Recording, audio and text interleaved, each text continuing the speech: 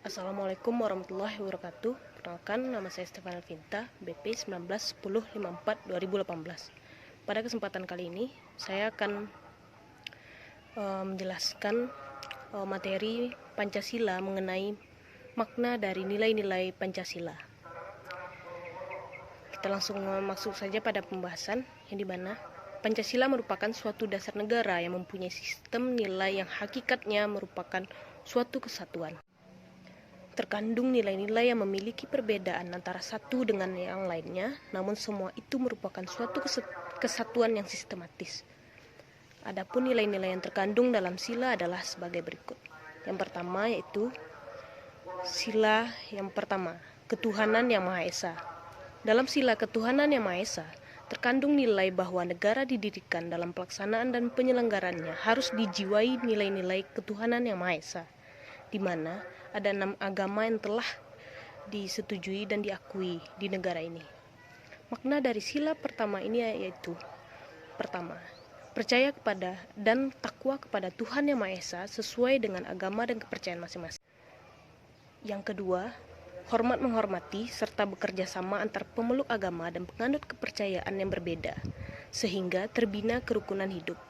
Yang ketiga, saling menghormati kebebasan menjalankan ibadah sesuai dengan agama dan kepercayaan masing-masing. Yang kedua, sila kedua, kemanusiaan yang adil dan beradab. Sila kemanusiaan sebagai dasar fundamental dalam kehidupan kenegaraan, kebangsaan, dan kemasyarakatan. Nilai kemanusiaan ini adalah susunan kodrat rohani dan jasmani. Dalam sila kemanusiaan terkandung nilai-nilai bahwa negara harus menjunjung tinggi harkat dan martabat manusia sebagai makhluk hidup yang beradab. Kemanusiaan yang adil dan beradab adalah mengandung nilai suatu kesadaran sikap moral dan tingkah laku manusia dengan didasarkan pada potensi budi nurani manusia dalam hubungan dan norma-norma kebudayaan pada umumnya, baik terhadap diri sendiri, terhadap sesama manusia, maupun terhadap lingkungannya. Makna sila kedua ini yaitu: yang pertama, mengakui persamaan derajat, persamaan hak, dan persamaan kewajiban antara sesama manusia. Yang kedua, saling mencintai sesama manusia. Yang ketiga, gemar melakukan kegiatan kemanusiaan. Yang ketiga yaitu Persatuan Indonesia. Dalam sila Persatuan Indonesia terkandung nilai bahwa negara adalah sebagai penjelma sifat kodrat manusia monodualis, yaitu sebagai makhluk hidup, makhluk individu, dan makhluk sosial.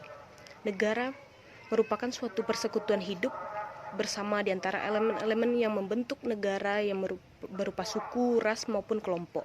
Oleh karena itu, perbedaan merupakan kodrat manusia dari khas elemen-elemen yang membentuk negara. Konsekuensinya, negara adalah bineka ragam tetapi satu, mengikat diri dalam persatuan yang dilukiskan dalam suatu bineka tunggal ika. Perbedaan bukan untuk dirincingkan menjadi konflik dan permusuhan, melainkan diarahkan pada satu sintesa yang saling menguntungkan, yaitu persatuan dalam kehidupan bersama untuk mewujudkan tujuan bersama sebagai bangsa.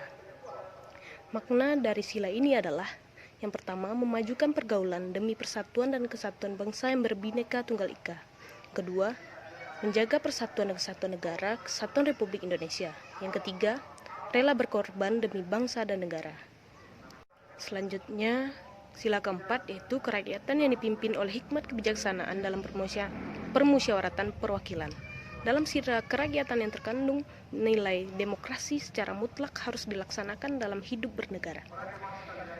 Nilai-nilai yang terkandung di dalam sila keempat ini yaitu adanya kebebasan yang harus disertai dengan tanggung jawab terhadap masyarakat, bangsa, maupun secara moral terhadap Tuhan Yang Maha Esa. 2. Menjunjung tinggi harkat dan martabat kemanusiaan. Ketiga, menjamin dan memperkokoh persatuan dan kesatuan dalam hidup bersama. Yang keempat, mengakui atas perbedaan individu, kelompok, ras, suku, agama karena perbedaan merupakan suatu bawaan kodrat manusia. Yang kelima, yang melekat pada setiap individu, kelompok, ras, suku, maupun agama, mengarahkan perbedaan dalam suatu kerjasama kemanusiaan yang beradab. Yang ketujuh, menjunjung tinggi atas permusyawaratan sebagai moral kemanusiaan yang beradab. Yang kedelapan, mewujudkan dan mendasarkan suatu keadilan dalam kehidupan sosial agar tercapainya tujuan bersama. Seterusnya, nilai-nilai tersebut dikonkretiskan dalam kehidupan bersama, yaitu kehidupan kenegaraan, baik menyangkut aspek moralitas kenegaraan, aspek politik, maupun aspek hukum dan perundang-undangan. Berikutnya, sila yang terakhir yaitu sila keadilan sosial bagi seluruh rakyat Indonesia. Dalam sila kelima tersebut terkandung nilai-nilai yang merupakan tujuan negara sebagai tujuan dalam hidup bersama. Maka dalam sila tersebut terkandung nilai keadilan yang harus terwujud dalam kehidupan bersama. Keadilan tersebut didasari dan dijiwai oleh hakikat keadilan kemanusiaan, yaitu keadilan dalam hubungan manusia dengan dirinya sendiri, manusia dengan manusia lain, manusia dengan masyarakat, bangsa dan negaranya, serta hubungan manusia dengan Tuhannya.